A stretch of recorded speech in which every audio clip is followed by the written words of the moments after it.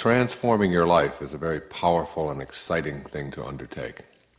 Think about this word transform. Break it down into two words, if you will. The second word is form. It means the physical world that you live in and all the boundaries that we experience in our life. That's our form. It's our body. And then trans, which is a prefix that is put in front of our form. And the prefix trans means to go beyond, to soar above, to go past.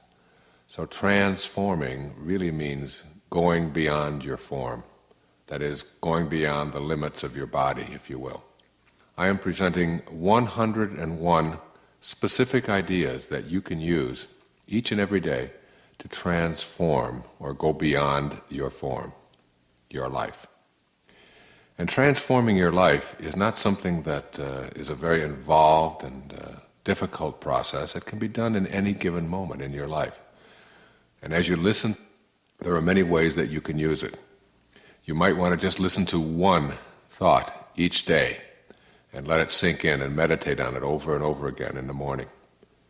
Or you might want to listen to 10 of them and let them just sort of roll around inside of your head, and then go back and replay them and replay them. You'll use it over and over and over again in your life.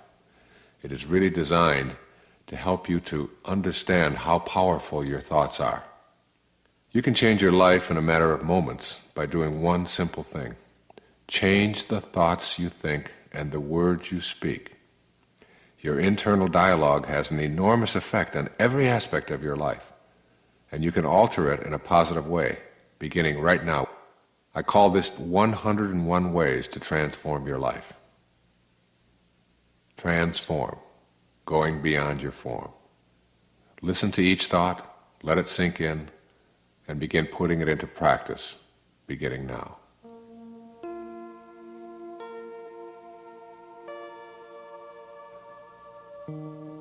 Number 1, know in your heart that there is an invisible intelligence in everything, and you have the power to make contact with this divine intelligence and create a life of bliss.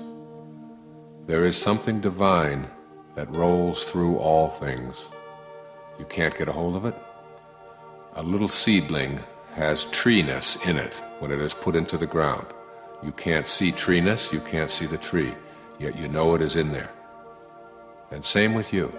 You have greatness, you have an energy that is so powerful, and it flows through you and in everything that you come into contact with. Know it, begin to trust it, and you'll find yourself experiencing transformation in your life. Number 2, this is your sacred quest. The doorway to higher levels of awareness in your life opens inward. And most of us spend our lives facing the wrong way, looking outside of ourselves for the solutions to our problems. Where inward, in that silent, quiet, empty space within, is where the universal intelligence lies. It is where your essence as a human being is. Begin to look inward rather than outward each day. Number 3, become aware that there are no accidents in our intelligent universe. Realize that everything that shows up in your life has something to teach you. Appreciate everyone and everything in your life. You need to begin looking inward at who you are and why you are here, instead of outward at the physical world or anything in it. Make this a day of appreciation, a day of being in awe and bewilderment of everything that you come into contact with. Appreciate your liver, appreciate your eyes, appreciate your legs, appreciate your mind, and everything that you come into contact with. Instead of judging it, just appreciate it.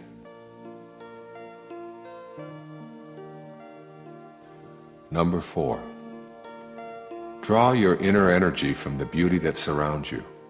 When you do so, this energy reception will become a source of strength and sustenance in your life. As you begin practicing beauty appreciation and seeing it in all things that you encounter, including all people, as you begin to see the fullness of God in everyone rather than something to judge, you'll find a new kind of bliss in your everyday life.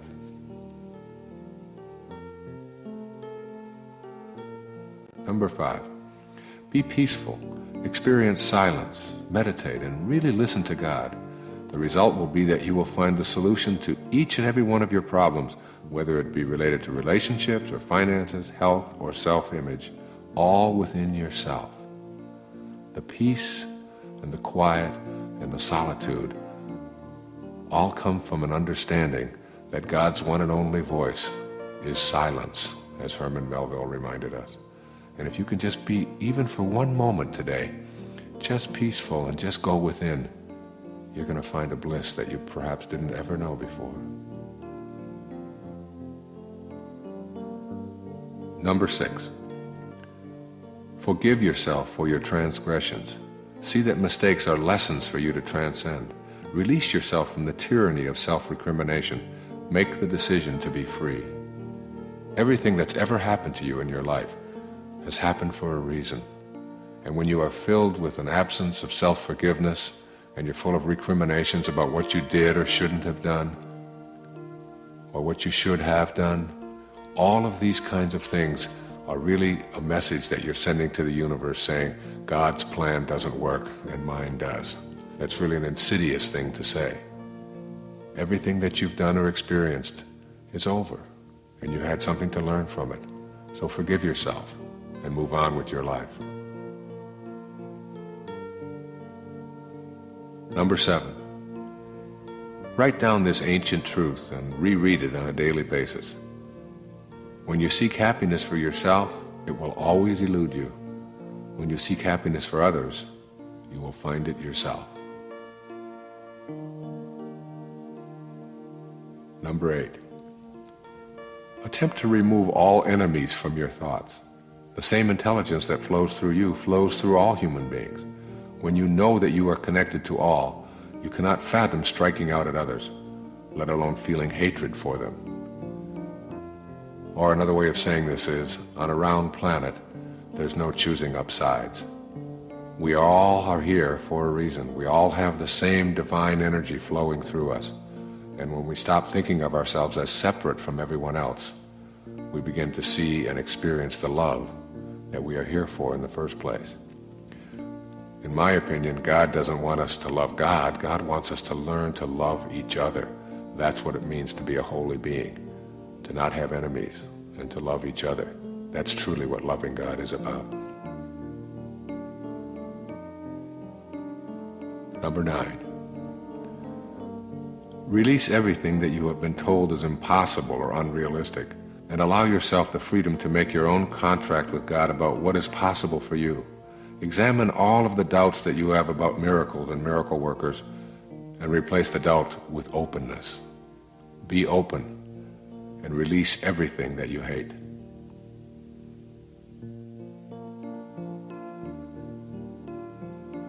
Number 10, keep in mind that grievances bring turmoil, while communication brings peace. If you are angry at someone in your life, work at communicating with that person about your aggrieved feelings, no matter how difficult it may be.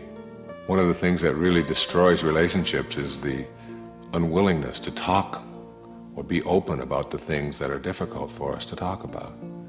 So even if it's something that you feel inside you can't do, just push aside that impossibility and say to yourself, I'm going to talk to my spouse or my lover or my daughter or my mother about these things.